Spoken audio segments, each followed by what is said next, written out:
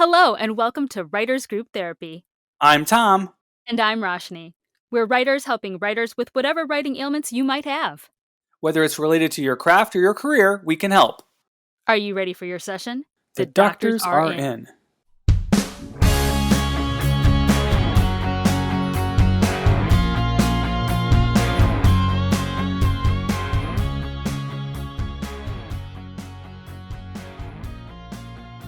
So today we have with us Matthew Gentile, the writer-director of American Murderer, the true crime thriller based on the story of still-at-large murderer Jason Derek Brown. Welcome to the show, Matthew. Thank you for having me. So, we always like to start these because we're about writing and writers. How did you get your start in writing, and then tell us how you came up to doing the American Murderer film? Great. Yeah. Well, I began writing at a young age. I always loved writing stories and reading. I was a big reader as a kid. But in terms of screenwriting specifically, the first thing that really sparked me was when I was 12 years old, I saw the film Dog Day Afternoon. My father showed it to me when I was way too young to see it. And when he showed it to me, it really lit my fuse. I had never really seen a movie quite like that before. And it was the first time I saw something I said to my dad, I don't want cartoons anymore. I don't want, Cartoon Network. I want more Dog Day Afternoon. And then he began showing me The Godfather and Goodfellas and Pulp Fiction, and movies that really just shook the box for me and really lit me on fire. And, but when I was 12 years old, specifically screenwriting, I was 12. My mom and I were in New York City, and they used to have these street stands where people would sell screenplays printed off of like DrewScriptorama.com. This is the early 2000s. So I see, a copy of Dog Day Afternoon. They had this printed version with like a bootleg picture from the movie on top of it. And they were selling the scripts for $10. So my mom bought it for me as a Hanukkah present. And I took the screenplay home. I read it and I watched it. I read it and I watched the VHS at the same time of Dog Day Afternoon. And that's the first time I learned that, words on a page could become images on a screen. And I just was absolutely hooked, entranced that this was a thing, that screenplay was like architecture, and it really fascinated me. And so, being a filmmaker kind of started to speak to me through that. And I started making films at a young age in high school with my brother. We were the Gentile brothers. My brother did the score for American Murderer, and he and I would co-direct and co-write, and we were like, we're going to be the Coen brothers. That was kind of our fantasy. But it was but the answers for screenwriting specifically, it kind of came from that. And then in terms of how it came to be American Murderer, basically what happened, I was 14 and I used to be obsessed with the FBI's top 10 list. I think I learned about it through Silence of the Lambs. I saw that also at too young of an age. And there's a recurring theme of that here. And I would go on the FBI.gov, look at the top 10 fugitives list with the foolish assumption that I could help them catch a fugitive, typical kid stuff. And Jason Derek Brown's face went on the FBI's most wanted fugitives list around that time. He became a top 10 fugitive in 2007, I think. But I remember in 2004 when the crime was committed, I was about 13 or 14, and I saw Jason's face, and it stuck out to me because, on the top 10 fugitives list, you have Osama bin Laden, Whitey Bulger, really menacing, mean-looking dudes. And then you've got this surfer dude from Southern California with spiky blonde hair, blue eyes, he looks a lot like Sean Penn in Fast Times at Ridgemont High, to the point where they've arrested Sean Penn's body double twice in the 18 years Jason's been missing. So this guy was not the typical fugitive, typical criminal of this caliber. So I just became really, I remember that face sparked me, and I just remember it stuck in my head. Cut to 12 years later, I, went to school at Connecticut College, studied film and English, did a liberal arts degree. I did a semester abroad at the FAMU Film School in Prague, and that experience really made me want to be a filmmaker because that was my first taste of a film conservatory. And I made a short film there that really got me excited about film directing. And I've been doing it all throughout, but that was really the first time I was like, okay, I think I want to go to graduate school for film. And I worked at William Morris for a year after college as my first industry job after doing a lot of internships and PAing and stuff like that. But I worked in the mailroom at William Morrison, became an assistant, and then right around then I applied to film school at AFI with a film I made on 1 week's paycheck, which at the time was $640. And that film got me into AFI for directing. So I went there, got to make a lot of shorts at AFI. I was very lucky to have a couple that did quite well in the festival circuit, opened a lot of doors for me. But the big challenge was figuring out how do you make your first feature, and as a director and as a screenwriter. And for me, at first I was trying to make something kind of much smaller in scope. And I was I was doing my second thesis film, Lawman. This is like back in 2017 or 2016 rather. And I'm drawing out storyboards. I'm just drawing out the frames of the shots. And I always have documentaries on in the background. And as I'm drawing, all of a sudden, Jason's face pops up on my TV screen. Just huge. And I see it and it sends a jolt to my system. I'm like, I remember that face. What is that? And I look at it and I start watching it. And I realize, wow, this guy's been missing now for over a decade. What happened here? And I just became absolutely entranced. And like I said, I was at a time in my life where I was figuring out, was the first movie going to be? I had a few like false starts on a couple different projects. One I was offered, once, a couple others. And I just said, I realized that if I wanted to direct a first feature that truly felt like something I wanted to do, was a movie that can, contain a message I want to say, I had to write it myself.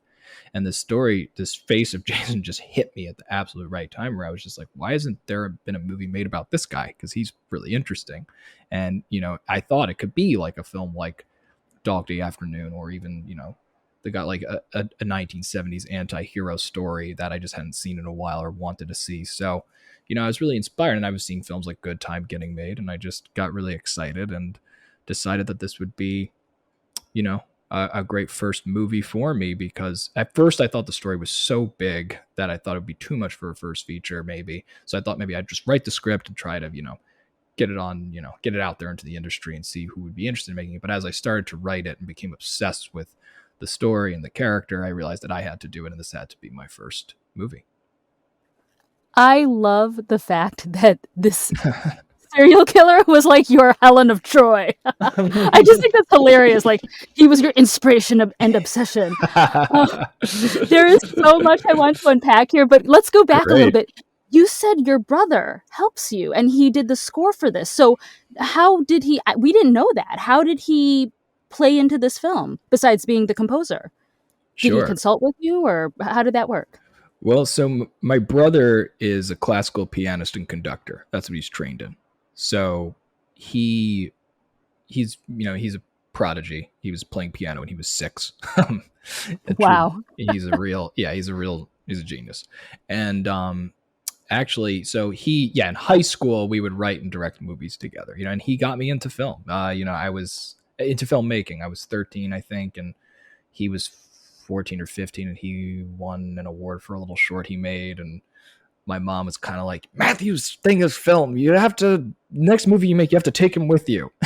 And I showed up to like the student movie set, and Scott, my big brother, put the camera in my hand, and I started shooting, and that was it. That was my brother did absolutely help to me get into it. I said this was my best man speech for him, so I'll stop being schmaltzy now. But my brother, he's an incredible musician. The plan originally actually was not to have him do the score for this. He had done some scores on my shorts, but he has a very busy career. He's played Carnegie Hall and concerts all around the world. So, he's a busy guy. What happened was in COVID, when we filmed the movie, this was, we're talking 2020, late 2020 was when we were filming, early 2021. So when my brother, he had won all these competitions and had all these concerts plans, and they got shut down from COVID. So he was available to help me with the film. And the original intention was for him to be an orchestrator on the film, like to, just help the composer who I had hired get the right instruments and connected him in that way. The composer ended up having to leave the project for all kinds of reasons. And so my brother was making music while we were on a search for a new composer. And me and my editor started putting his music into the film, and the producers heard it and they said, what's this temp music? This is really great. And I said, that's my brother's did that thing. And they go, well, why don't we hire him to do it? So I call my brother up and I say, hey, can you score a whole movie in 3.5 months? And, my brother is an intrepid guy, and he said I can do it. And he did. And I think he did a phenomenal job, if I may say so myself. Oh, that is amazing. And then one other thing you said, I thought was fascinating. So you went to AFI for directing, but I noticed off your IMDb a lot of, and I'm guessing maybe they're your shorts leading up to this feature film, writing and directing. So do you have a preference, or are you basically like, I'm wearing both hats all the time, no matter what? It's a great question. I see the two as very linked.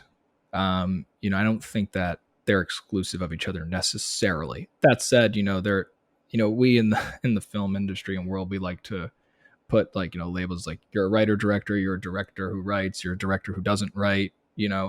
Like I did write the script definitely out of necessity. Because I wasn't able to say hire a writer to do it for me, right? If I was able to do that, maybe I would have, but I don't think so, because the truth is I love screenwriting. I consider it, and I love writing in general. But I have a lot of respect for writers and the writing process. So at the end of the day, if I had to say which one I am over the other, like I'm probably a director first, just because that was my training at AFI. That's what I studied and majored in. But I sat in on every writing class I could, every screenwriting class, and but my real screenwriting school after AFI were a few things. One was I was a script reader for various places, which I probably shouldn't say because I know they like to keep those anonymous, but you can imagine. But I worked as a script reader in the industry, and I listen to every screenwriting podcast I can, and I'm a frequenter still of the WGA library. I go there all the time to read scripts while I'm writing, or just be surrounded by them, because I do think screenwriting, it really is. I do see it as an art. I know some people say it's not. They say like, oh, novels aren't art, plays aren't art, screenwriting isn't. But I think it is. I think it's a really specific way of writing, and I think reading a great screenplay is always so exciting to me.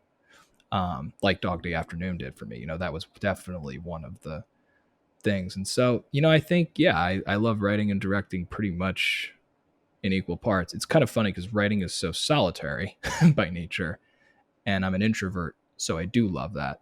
But I also, like, it's funny because when I was writing, I'd be like, oh, sometimes I just really want to be shooting right now. And then when I'd be shooting and surrounded by 50 to 100 people all the time, I'd be like, I just want to be in a hole writing. So I guess you always want the other, the grass is always greener. But no, I love them both. And directing my own script was a really gratifying experience, because I realized, like, when you're on that set, and it's such a team sport. My cinematographer, my editor, my production designer, my producers are all people I've worked with for a very long time. And it's everyone, and the actors, it becomes everyone's film. It's not I'm not really the biggest. I love a lot of auteur filmmakers, but I don't really believe in auteur theory. I think it's kind of silly at this point, because when you go through the experience of making a movie, you don't get there without the help of literally like hundreds of people, or some movies thousands of people. So I think it is a team sport. But when you write and direct, you do definitely have a certain, like, I have not had the experience yet really of, other than shorts, of directing someone else's screenplay. And I imagine that has different challenges from being the writer director, or being a director doing someone else's open script. So yeah, it's something I'm figuring out, but this experience was wonderful. I mean, getting to direct my own screenplay was really special, Cool. Kind of along those lines, on the writing side of it, the character of Jason is played by actor Tom Pelfrey, Mm-hmm. and it's mostly told from his perspective, which is obviously hard to fill in because we didn't actually talk to the guy. So Right. how did you approach it? How did you get in his mind? What was the psychology of his pretty complex personality? Yeah, well, that's a great question. I mean, when I first sat down to write the script, of course, the question, they're in Hollywood, they're big on likable, and I knew I was making an indie film, so I didn't necessarily have to follow those kinds of guidelines. But it always was how are you going to make an audience care about this character? How are you going to hook them on the journey, make them intrigued or compelled? And when I first started, for me, there was a movie that really also lit my fuse. When I first moved out here, at the New Beverly Cinema, they showed a film called Vengeance is Mine, directed by Shohei Imamura. It's a Japanese film that was made in 1979, and it's about a very charming serial killer who travels around Japan, and it's a true story also. Much more disturbing than my film. But it was a really wild experience because I went to the New Bev on a Saturday at like 9 p.m. and I had no idea what this movie was. I just took a chance on it, and it was a packed crowd, and the crowd laughed, cried, and was repulsed and horrified. And I walked out of that theater and I said, I want to do that. I want what that movie did to that audience. That's what I'm looking to do. And so in writing the script for this movie, at first the early drafts of the screenplay were much more Jason centric in that there wasn't really any leaving his point of view. It was like an 85-page, really lean, taut screenplay that just followed him through like the main storyline of the movie, him robbing the truck and pulling off that crime. And that script got picked up by my producers, Kevin Matisow, Carissa Pavel, Gia Walsh, Traveling Picture Show, and GG Films. They, started to develop it with me, back in like, I want to say late 2018, early 2019. And when I worked on it with them, that was my first time working as a writer, getting notes, getting feedback, and learning how to really make a script better. And these producers, thank God for them, because they took a chance on my script and they took a chance on me as a first-time director. And what we realized as we worked on it was, and what had drawn me to tell the story initially, because, I wasn't really interested in necessarily just like a movie about a sociopath, and this is something I talked with Tom about a lot too, is, Tom's first question he asked me was, do you see Jason as a wounded, immature man-child, or do you see him as a sociopath? And to me, I think, obviously if you look at the definition of sociopath, he has elements of that, right? But I think as a writer, director, or in his case, an actor, approaching the role and approaching the character, I don't think you can really look at it in that much of a label. I think you have to look at them as your characters, all of them as human beings. And so for me, I always saw Jason as the wounded, immature man-child, but doesn't know that he's a sociopath, is not aware of that. And so when we made the film, when we wrote the script, what I also realized that the story was not just fascinating because of Jason Derek Brown, but it was also fascinating because of the people who knew him and loved him. So it was as much their movie as it was his movie, that this was an ensemble film, in my view. And I think that's what it came out to be, because as I worked on the script with Traveling Picture Show and GG Films, when we developed it and went through rounds of notes, what really ultimately made the script, I think, work and get to the level where it could attract certainly the cast that it did, which, this cast by far exceeded what I had anticipated we would get for this kind of film. Like, to get Ryan Phillippe, Idina Menzel, Jackie Weaver in your first movie is not something that commonly happens. So, my list was not quite like that. It was a lot of great actors, but not actors of those with those kinds of names. So to get it to that level, I think part of what made it that way was realizing that this was a movie about seeing Jason through all these multiple perspectives. So, Ryan's character, Lance Lysing, serves as the way in, and he takes you through the journey. And he takes you through to Adina's character, who's his love interest and landlady, and that's a different lens on Jason. And then you see it through the sister, who her lens changes all throughout the movie. And then you see it through his mother, who sees right through him, right? So you are with Jason for a lot of the movie, as you pointed out, Tom, but you also see Jason through all these different vantage points. And I think what that does is that by the end of American Murderer, you've seen Jason Derek Brown from a 360-degree view. And you get to comprehend who he is. Whether you love him, hate him, or fall anywhere in between, you at least understand, okay, this is who this guy was. This is the impact he had. And that's what I was, trying to do, was help us as an audience understand this kind of person and why they're, why we fall for them. Why do we fall for the charm of a con man, right? Or the con artist? What is that all about? So that's what the movie was trying to explore. And I think that's what helped make him an interesting character. So how much of Jason's personality was on the page versus like how much did Tom bring to the role? I mean, like when you interviewed, did you coach Tom based on feedback you got from people you interviewed or researched with? That's a great question.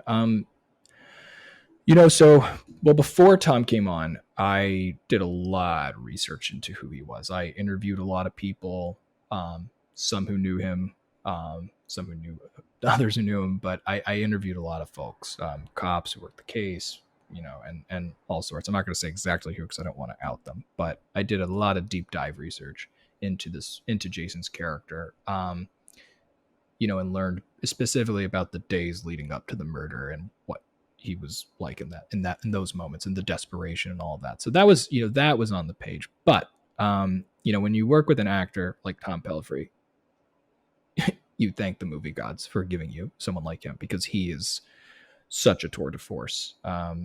He came into the casting process pretty like it was April 2020. My producer Gia Walsh called me and she said, are you watching Ozark? And I said I wasn't. And she said, well, you need to watch Ozark because this guy is phenomenal. And I said, okay. And then in the same day, my brother, bringing him back full circle, my brother called me and my best friend, who's a talent agent, called me. And they both said, are you what? Because they had read the script and they knew I was making this movie for a long time. And they were like, have you been watching Ozark? This guy, Tom Pelphrey, is really good. And I'm like, okay, all right, I'm going to sit down. I'm going to watch Ozark and see. And then as I started watching, I realized I had seen Tom in a couple indie films before and other things. And I was like, oh my God, this guy is perfect because he has this physical dynamic nature to him.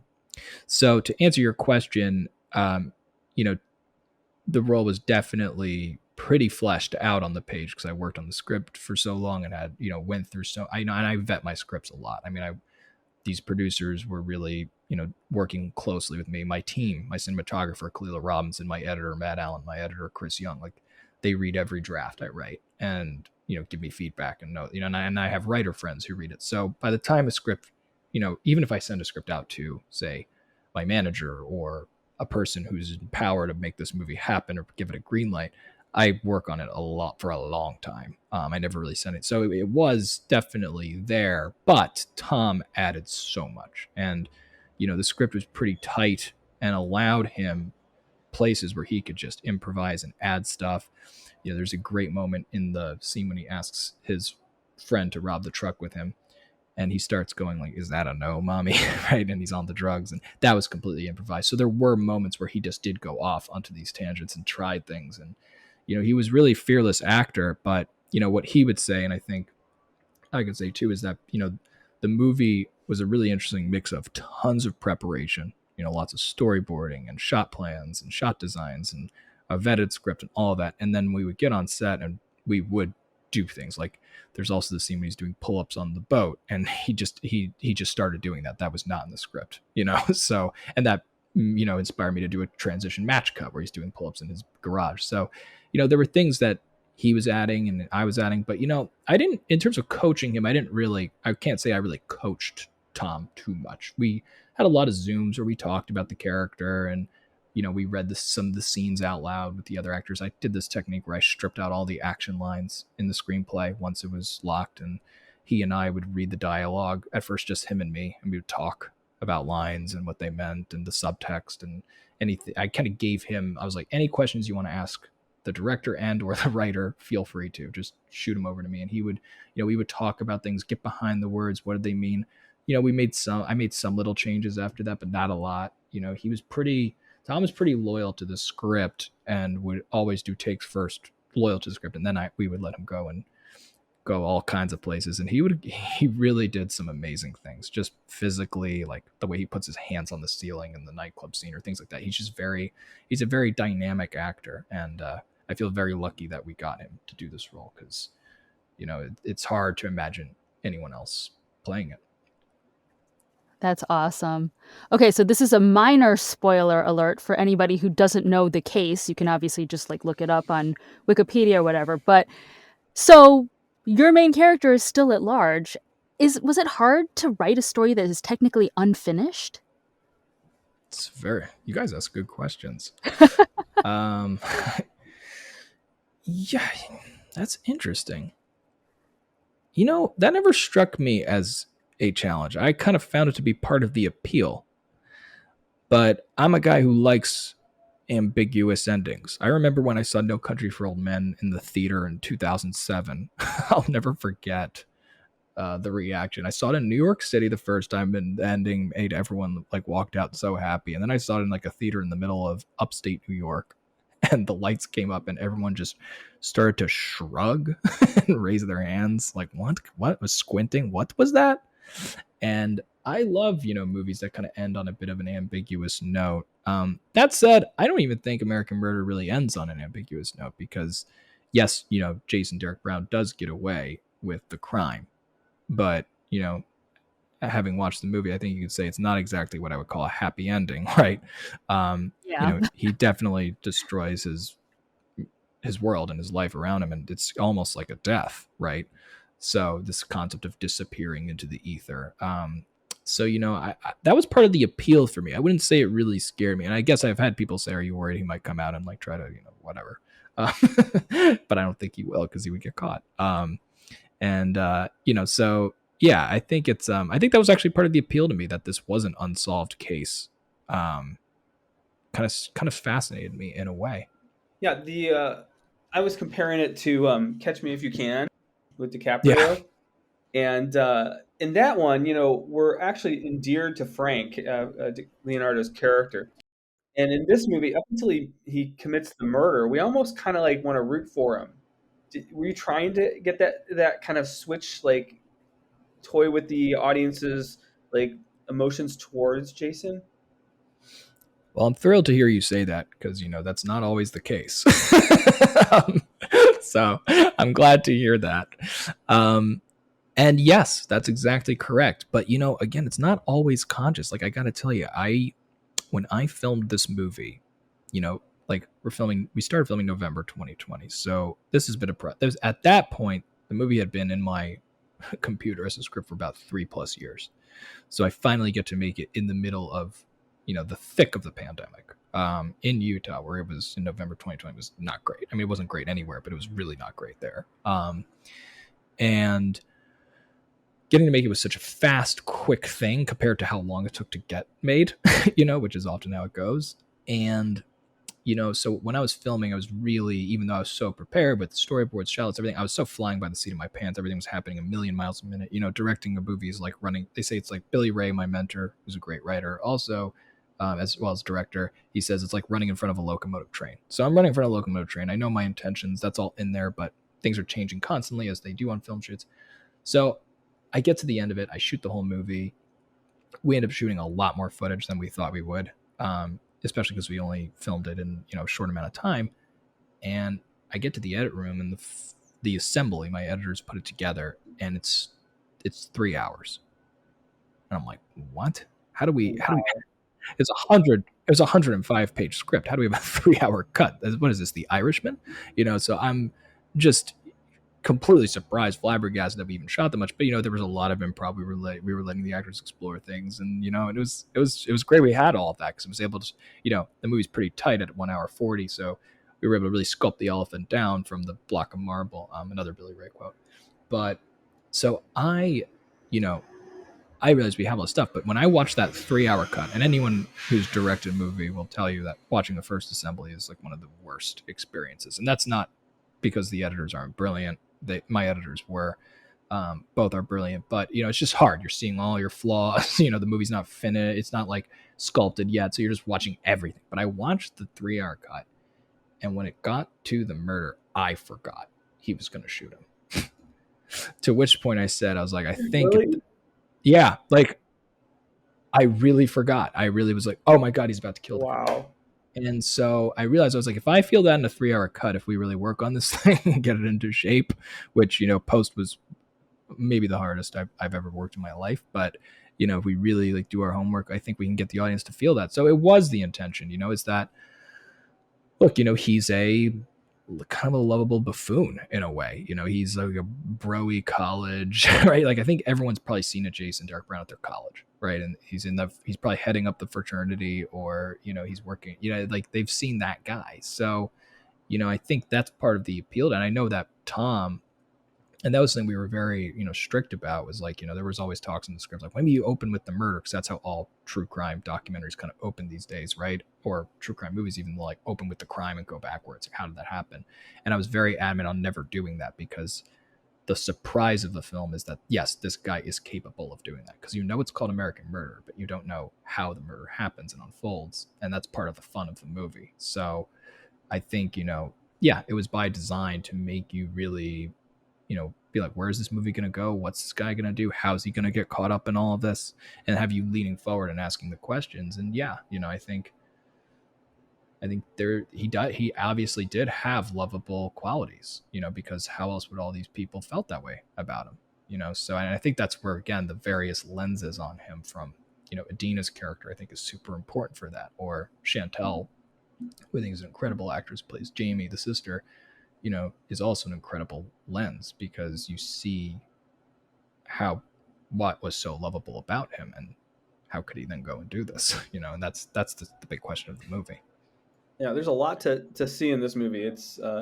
It's very layered and complex, and a really interesting film. I really enjoyed it. Thank you so much. So where can people see American Murderer? Please come see American Murderer on October 21st in select theaters, and then on October 28th, it'll be on demand and digital. And if people want to find you and learn more about you, where can they go? You can follow me on Instagram at Matthew L. Gentile. And you can follow on my website, MatthewGentileDirector.com. Awesome. Well, thanks so much for coming on the show, Matthew. This has been really great. Remember to follow us at WG Therapy on Instagram and Twitter, and we'll see you next time.